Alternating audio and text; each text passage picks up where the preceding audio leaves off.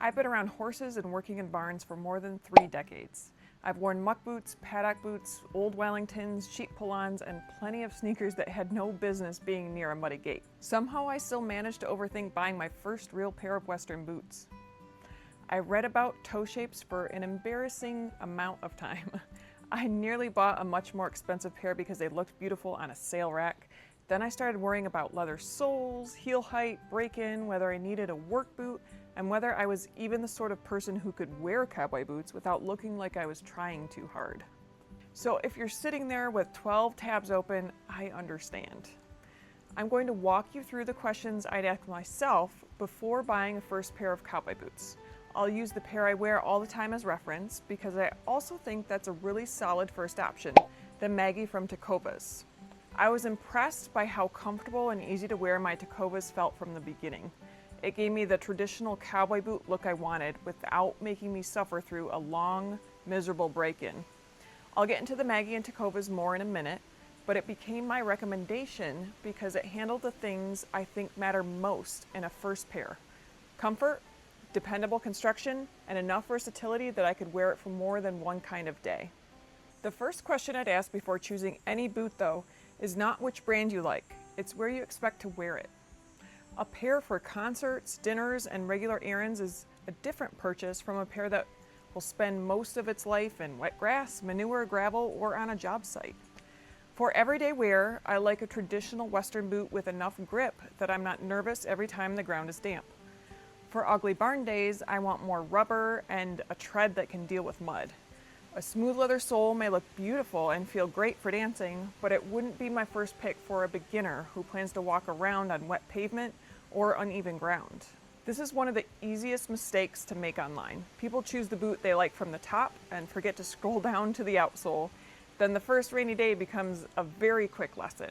Fit is the next place people get confused because cowboy boots are not supposed to feel exactly like sneakers. A little heel movement is normal when the boot is new. The heel should lift slightly as you walk, then settle as the sole flexes and the boot breaks in.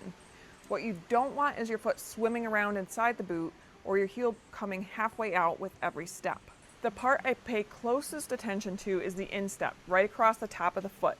It should feel secure, almost like a firm handshake.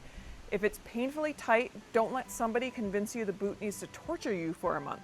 Leather will relax some, but it won't perform a miracle. If the instep is too loose, the boot will feel sloppy no matter how much room you have in the toe. And don't automatically assume you need a wide size if you have wider feet. If the style isn't offered in wide, going up a half size may give you the room you need, which is exactly what I did with my Tecovas. I'm a wide foot girl. Just pay attention to the heel and where the boot bends as you walk. You want more space across the foot without the boot feeling too long or too loose. In my opinion, toe shape gets more attention than it deserves for a first pair. Round, snip, square, cutter, people talk about those choices as if one of them is going to reveal your entire personality. I just try a few. Look down at your feet with the jeans you normally wear and walk around for more than 60 seconds. I thought I wanted a sharper toe because I liked it in photos, but once I had it on, I knew I'd go for a softer round or square toe more often. The best looking boot in the box is irrelevant if you keep reaching for other shoes once you get home. I'd also avoid spending your entire budget on a highly specialized or precious first pair.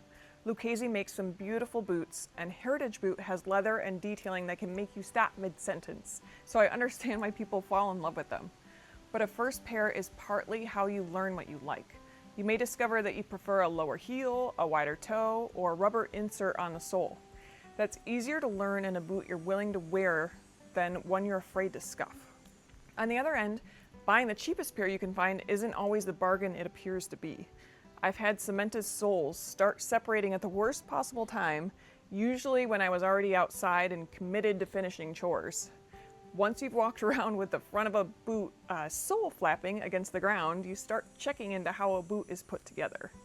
Look for clean stitching, a heel that sits straight, leather that doesn't feel like it's coated in cardboard, and construction that can be repaired if you intend to keep the boots for years. You don't need to memorize every boot-making term, but a Goodyear welt is something I'm happy to see because the outsole can be replaced by a qualified cobbler once it wears down. For brands, Ariat is often the easiest place to start if your priority is traction, support, or hard use. A lot of people around barns wear them for a reason. Many styles feel closer to a Western work boot with more aggressive soles and more structure. I'd look there first for wet ground, long chore days, or a safety toe requirement. Justin can also be a reasonable lower cost entry, especially when you can try the boots on in person.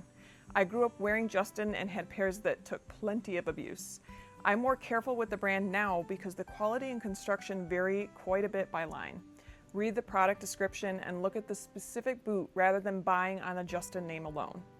There are good Justins out there. You just have to pay attention to which pair you're getting. Trying boots on in person can take a lot of the mystery out of the process, especially when you're still figuring out your size.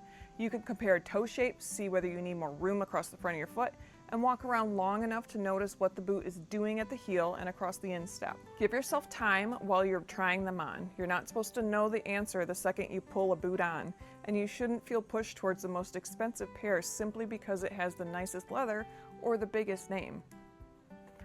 That brings me back to why the Tecovas Maggie stood out to me. The Maggie has a square toe and soft goat leather that moved with my foot almost immediately. The first day I wore them, I skipped the careful new boot routine and went outside to throw hay, fill water buckets, muck stalls, and walk over uneven ground. By the time I came back inside, I realized I hadn't spent the afternoon thinking about my footwear choice. That is what I would want for someone buying their first pair. A beginner shouldn't have to wonder whether 2 weeks of discomfort means the boots are breaking in, or whether they bought the wrong size. The Maggie felt flexible early and has continued to soften without losing its shape. The hybrid leather and rubber outsole gives me more grip than a traditional leather sole, while the removable cushioned insole gives me some extra comfort on longer days. Because it's removable, I can also pull it out and replace it if another insert works better for my feet. I would not choose the Maggie for deep mud or the wettest barn work, but it handles errands, lighter chores, gravel, and damp ground without feeling like a heavy work boot. Tecovas also made the shopping process feel less intimidating. When I went into the store, someone handed me a coffee and let me walk around in several pairs without hovering. That gave me more time to notice the heel movement, the pressure across the top of my foot, and whether I still like the boots with my own jeans. Ariat would still be my first stop for harder work and wet ground, while Justin can be a more affordable entry if you look carefully at the individual line. I would save Lucchese or Heritage boot until you already know the toe shape, the heel height, and the fit you prefer.